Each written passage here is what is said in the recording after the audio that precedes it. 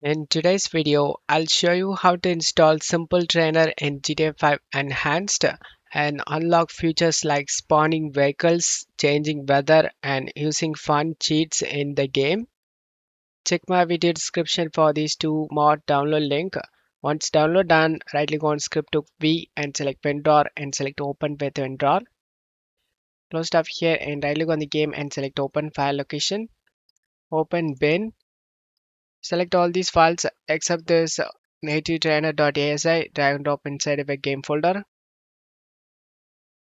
Then go back, open this trainer V, drag and drop this trainer V and INI and the ASI, drag and drop inside your game folder. Once you're done, launch the game. Once you are in game, press the F4 to open up this native trainer. Turn on the numlock in the numpad. To choose option, press 8 and 2 key in the numpad. To select option, press 5 in your numpad. To go back, press the 0 key in your numpad.